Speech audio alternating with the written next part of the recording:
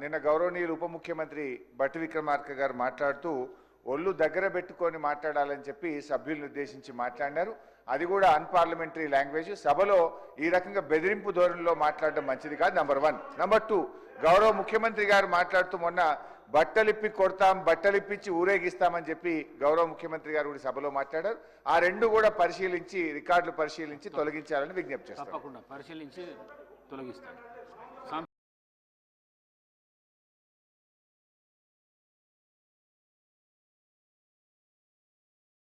Sir, ఇప్పుడు గౌరవనీయులు ఉప ముఖ్యమంత్రి గారు కాగ్ బుక్ నాకు పంపించారు. నేను వారి దగ్గరికి వెళ్లి కూడా చూసి ఎక్స్ప్లెయిన్ చేసి కూడా వచ్చిన అధ్యక్ష. 1,000 కోట్ల రూపాయలు రుణమాఫీలో ఘాటా.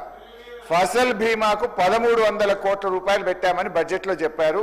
ఒక్క పైసా కూడా రిలీజ్ చేయలేదు. అంటే ఒక్క రైతులకే పోయిన బడ్జెట్ లో పెట్టిన డబ్బుల్లో 23,000 కోట్ల రూపాయలు కోతబెట్టి రైతుల ఉసురు పోసుకున్నారు, రైతులకు అన్యాయం చేసిండ్రు. నంబర్ 1. నంబర్ 2 అధ్యక్ష, ఇప్పుడు ఇట్లనే చూస్తే 5 ఏళ్లలో 23,000 అంటే 1,00,000 కోట్లు ఒక రైతులకే ఘాటా పెట్టారన్నట్టు మీరు.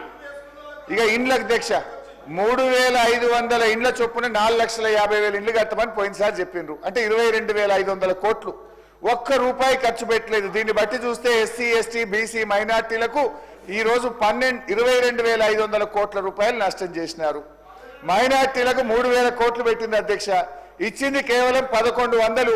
మైనార్టీలకు 1,900 కోట్ల రూపాయలు కోత పెట్టిండ్రు. ఎస్సీ, ఎస్టీ సప్లైన్ లో కూడా 60% మించి నిధులు ఖర్చు పెట్టలేదు. ఎస్సీ, ఎస్టీ, బీసీలకు కూడా అన్యాయం చేసిండ్రు. సో ఇట్లా మేము చెప్పుకుంటూ పోతే చాలా ఉన్నాయి. ఇకపోతే అధ్యక్ష, రుణమాఫీ విషయంలో గౌరవ ముఖ్యమంత్రి గారు మాట్లాడిండ్రు, వీళ్ళు మాట్లాడిండ్రు. మేము 20,000 కోట్ల రూపాయలు రుణమాఫీ చేశామని చెప్పారు అధ్యక్ష. సరే అధ్యక్ష, ఒక నిమిషానికి నిజమే అనుకుందాం. కానీ జరిగింది ఏంటి అధ్యక్ష? వానకాలం ఇయ్యాల్సిన రైతు బంధు 8,000 ఎగ్గొట్టిండ్రు. యాసంగిలో 8,000 ఇయ్యాల్సి ఉంటే ఇప్పటికి 3,500 ఇచ్చిండ్రు. ఇక్కడ ఒక 4,500 ఎగ్గొట్టిండ్రు. అంటే 8,4 12,000 కోట్ల రూపాయలు ఇవాళ రైతు భరోసా డబ్బులు ఎగ్గొట్టిండ్రు. గదే 12,000 కోట్లు రుణమాఫీలో కలిపిండ్రు. అంటే 20,000లో 12,000 కోట్లు తీస్తే మీరిచ్చిన రుణమాఫీ కేవలం 8,000 కోట్లు మాత్రమే. 8,000 కోట్లు మాత్రమే. చెప్పింది 31,000, చేసింది 8,000 కోట్ల అధ్యక్ష. ఇకపోతే ఒక్క విషయంలో నేను గౌరవనీయులు బట్టి విక్రమార్కకి నా హృదయపూర్వక కృతజ్ఞతలు కూడా చెప్పాలనుకుంటున్నా. మరి అది పొరపాటున చెప్పిండ్రో గ్రహపాటున చెప్పిండ్రో కానీ ఈరోజు ఇప్పుడు తన స్పీచ్లో 7 గంటల 44 నిమిషాలకు మొత్తం 16 నెలల కాంగ్రెస్ ప్రభుత్వ హయాంలో ఇంట్రెస్ట్ అండ్ రీపేమెంట్స్ మొత్తం అప్పులు కట్టడానికి 88,564 కోట్ల రూపాయలు ఈ 16 నెలల్లో ఖర్చు పెట్టామని చెప్పారు ఎట్ 7:44 PM. గౌరవ ముఖ్యమంత్రి గారు ఈరోజు 3 గంటల 58 నిమిషాలకు ఇదే అసెంబ్లీలో ఏం చెప్పిండంటే, మేము 1,53,359 కోట్లు అప్పులు మిత్తుల కింద చెల్లించామని ముఖ్యమంత్రి గారు చెప్పింది. అంటే 4 గంటల్లోనే ఎంత మారిపోయిందో చూడండి అధ్యక్ష. అయితే ఇక్కడ బట్టి గారు చెప్పింది నిజం, ఎందుకంటే వారు ఫైనాన్స్ మినిస్టర్గా చెప్పిండ్రు. ముఖ్యమంత్రి గారు కొంచెం ఏదైనా బురిడి కొట్టించి మేము 1,58,000 కోట్ల అప్పు తెచ్చినాం, ఇలా 1,53,000 అప్పులకే కట్టినామని కార్పొరేషన్లో లేని అప్పులు. ఇలా అప్పు అంటే అధ్యక్ష రాష్ట్ర ప్రభుత్వ ఖజానా నుంచి కన్సాలిడేటెడ్ ఫండ్ నుంచి ఏదైతే మనం కడతామో అది మాత్రమే రాష్ట్ర ప్రభుత్వ అప్పు. ఇవాళ నేను చెప్తున్నది కాదు అధ్యక్ష, ఇది కాగ్ రిపోర్ట్. ఇది ఇవాళ మీరు అసెంబ్లీలో పెట్టిన కాగ్ రిపోర్ట్. పేజ్ నంబర్ 12లో కాగ్ రిపోర్ట్ లో చాలా స్పష్టంగా ఏం చెప్పిందంటే, ప్రభుత్వం తీసుకున్న FRBM అప్పులు ప్రభుత్వము గ్యారంటీ ఇచ్చి ప్రభుత్వమే చెల్లించే అప్పులను కూడా ఇందులో కలిపి చెప్పారు. FRBM లో sir let me complete sir అధ్యక్ష. ఒకటే విషయం అధ్యక్ష, హరీష్ గారు మాట్లాడుతూ FRBMలో అంటే ఆ నిబంధన కింద తీసుకునే మాత్రమే రాష్ట్ర ప్రభుత్వ అప్పులు, మిగతా కావు అంటున్నారు. అయితే అంటే ఇది అంటే గతంలో చెప్పిండ్రు, మీరు చెప్పిండ్రు, కేటారు, మళ్ళీ ఇప్పుడు చెప్తా ఉన్నారు. అంటే మీరు ఇరిగేషన్ ప్రాజెక్టుకు తీసుకున్నటువంటి అప్పు, అట్లాగే మిషన్ భగీరథ తీసుకున్న అప్పు, ఆ అప్పు ఎవరు కడతారు అధ్యక్ష? అంటే రైతుల నుంచి వసూలు చేసి కడతారా? మంచినీళ్ళు తాగినటువంటి ప్రజల నుంచి వసూలు కడతారా? అది అప్పు కాదా? అంటే అంటే అంటే వాస్తవాలు మాట్లాడాలా, నిజాయితీగా మాట్లాడాలా? ఇవన్నీ కూడా అప్పులే కదా. ఈ పక్కకు పెట్టి కార్పొరేషన్ ద్వారా తీసుకునేవన్నీ కూడా మా అప్పులు కాదు, గవర్నమెంట్ అప్పులు కాదు అంటే ఎవరు కడతారు మరి?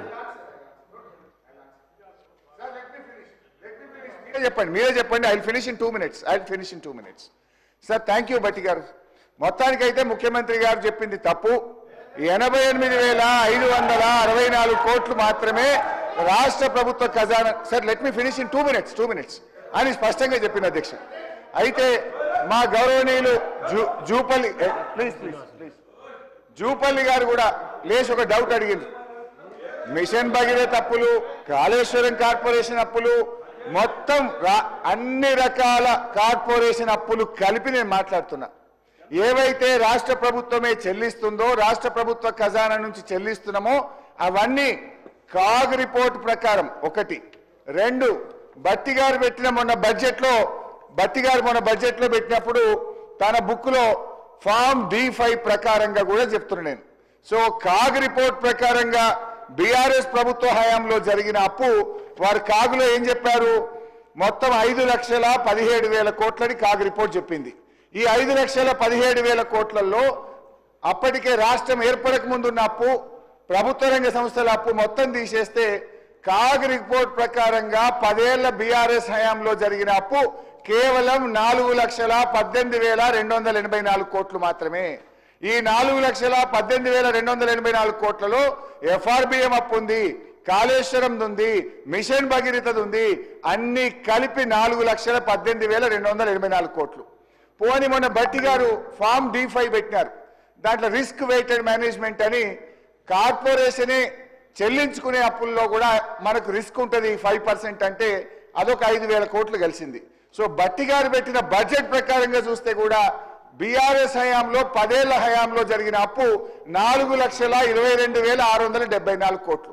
అంటే ఏ రకంగా చూసినా మాది సంవత్సరానికి అప్పు 41,000 నుంచి 42,000 కోట్లు.